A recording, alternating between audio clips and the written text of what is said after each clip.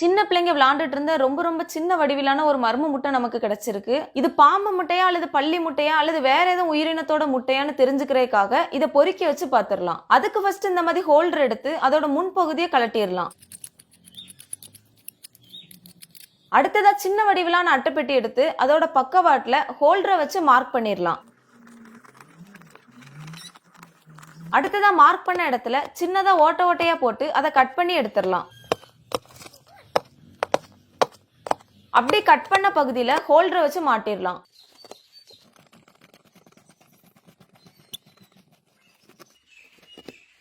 அடுத்ததா ஹோல்டர் மாட்டின பகுதியோட எதிர்ப்புறம் சின்னதா ஓட்ட ஓட்டையா போட்டுடலாம். கொஞ்சமா ஓட்ட போட்டதுக்கு அப்புறம் ஒரு துணி எடுத்து அட்டைப்பெட்டிக்குள்ள வச்சிடலாம். அடுத்ததா குண்டு பல்பு வகையை சார்ந்த இந்த நைட் லேம்ப ஹோல்டர்ல மாட்டிடலாம். பெரிய குண்டு பல்பு மாட்டினா அதிக அளவு ஹீட் வரும். அதனால கொஞ்சமா ஹீட் வரதுக்காக இந்த சின்ன பல்பை மாட்டிருக்கோம். அடுத்ததா காற்றில் உள்ள ஈரப்பதம் குறையாம இருக்க மூடியில கொஞ்சமா தண்ணி ஊத்தி வச்சிடலாம். ஒரு வழியா முட்டை பொறிக்க வைப்பதற்கான எல்லா செட்டப்பும் முடிஞ்சிருச்சு. இப்ப இந்த மர்ம முட்டையை எடுத்து உள்ள இருந்து என்ன உயிரி தான் வருதுன்னு பாக்குறதுக்காக இந்த முட்டையை அட்டைப்பெட்டிக்குள்ள வச்சிடலாம். இப்ப இந்த பல்பை ஆன் பண்ணி அட்டைப்பெட்டியை மூடிடலாம்.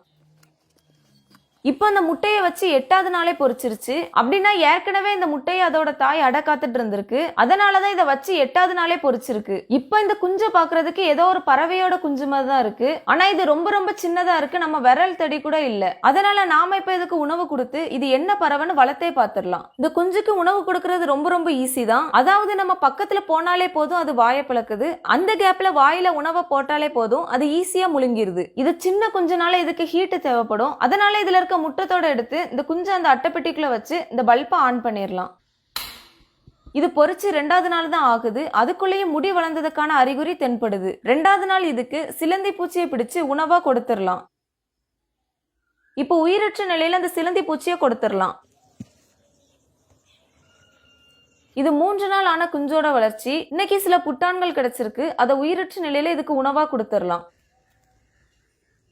இது 4 நாள் ஆன குஞ்சோட வளர்ச்சி. இப்ப இதுக்கு ரெக்கையும் கொஞ்சமா வளர்ந்துருக்கு. இன்னைக்கு இதுக்கு குளவி கூட்டுல இருக்க லார்வாவை எடுத்து கொடுத்துடலாம்.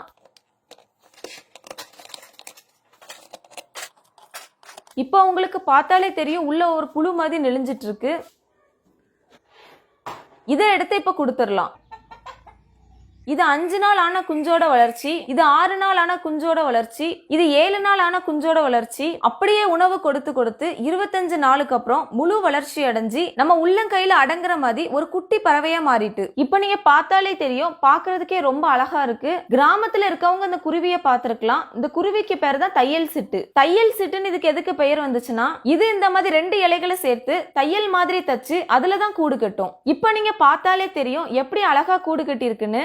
இதனாலதான் இதை தையல் சிட்டுன்னு சொல்றாங்க. இது பெரும்பாலும் மா இலை, கொய்யா இலை, தேக்கு இலை இது போன்ற இலைகள்ல தான் கூடு கட்டும். இது பூச்சி, புழு போன்றவைகளை உணவா சாப்பிடக்கூடியது. ஆனா பெரும்பாலும் இந்த தையல் சிட்டு குருவி மரத்தில் உலா வரும் பாம்புக்கு இரையாகிறது. இப்ப இது முழு வளர்ச்சி அடைஞ்சதுனால இதை சுதந்திரமா இப்ப விட்டுறலாம்.